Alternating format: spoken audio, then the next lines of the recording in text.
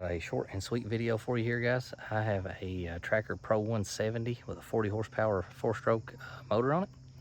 And ever since I've had this boat, it's had trouble getting on plane. It takes probably 15 to 18 miles per hour to really get it up on plane. And that's, so if you're trolling or going slow or anything of that sort, it's really hard to, level out. So I put on this Stingray Aero hydrofoil stabilizer. There you can see it. And these are supposed to get you up on plane. It even shows it on the bottom of the box here. Going from popping a wheelie to leveling it right out on the water. So we are going to find out if that actually works. So I got it installed. It is the drill type of hydrofoil. It's a two-piece. You put it on there, mark your two holes, drill 2 5/16 drill holes in it. And then it has lock nuts and washers that go through the engine itself, the aluminum part right there. Not a bad install at all. Took me about 20 minutes. So the next time you see me, hopefully I'll be on the boat and we will test out and see if it will go up on plane earlier than 15 to 18 miles per hour. I hear they do help, so we're gonna find out. So me and Kyle, we're here at the lake, and we have the hydrofoil installed. I got my motor trimmed all the way down. Mind you, this is a 40 horsepower Mercury. We're getting ready to go out of the no wake zone, and we're going to see how fast we got to go to get this puppy raised up. And hopefully it's a lot lower than it was before. And actually right now at idle speed, we're running, pretty darn level. So it might already be helping, honestly. Okay, here we go. 2.5 right now. We raised up just a little, 5 miles an hour.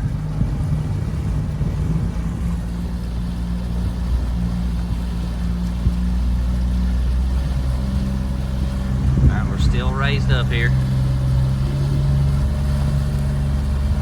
7. So you can see we're still raised.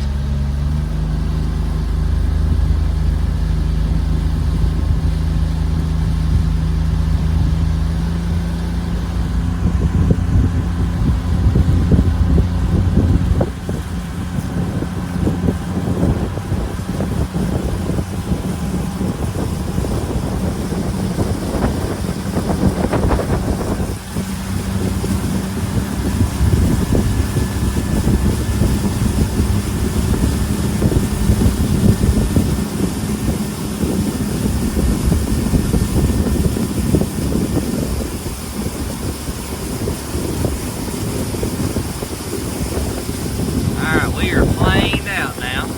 We're still at around 18, 19 miles an hour like we were before.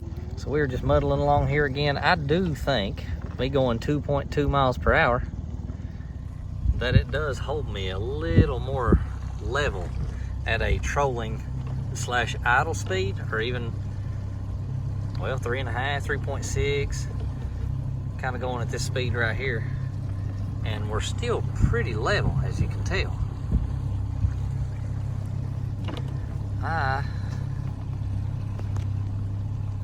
I'm gonna go a little slower on the throttle this time and let speed build up a little bit, just to see if that makes a difference. Earlier, I really gave it fuel, and that might just cause the upward motion. So I'm gonna go a little slower this time and see what happens.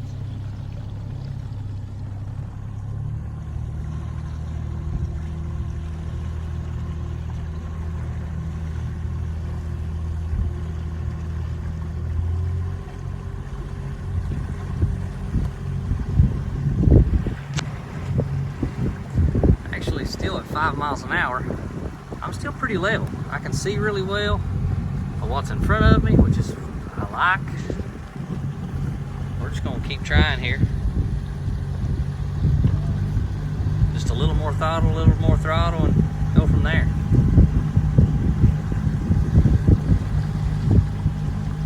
I actually do feel like I'm way more level than before at a more gradual speed increase.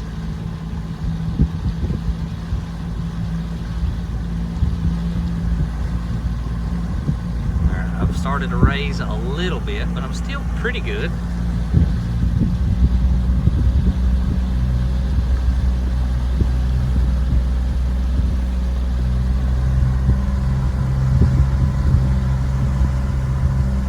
to keep you down here to where you can see my eye view.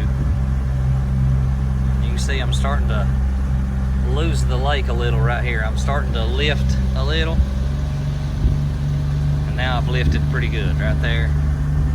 You can see I lifted pretty good.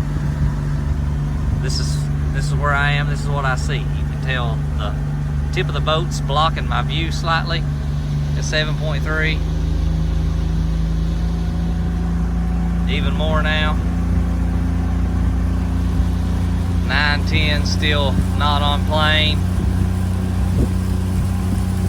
Slowly increasing. Still not on plane.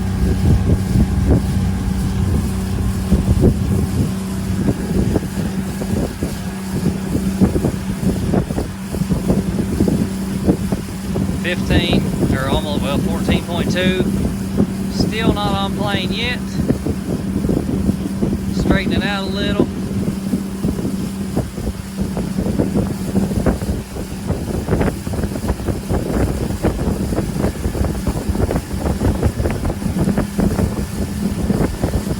Not there.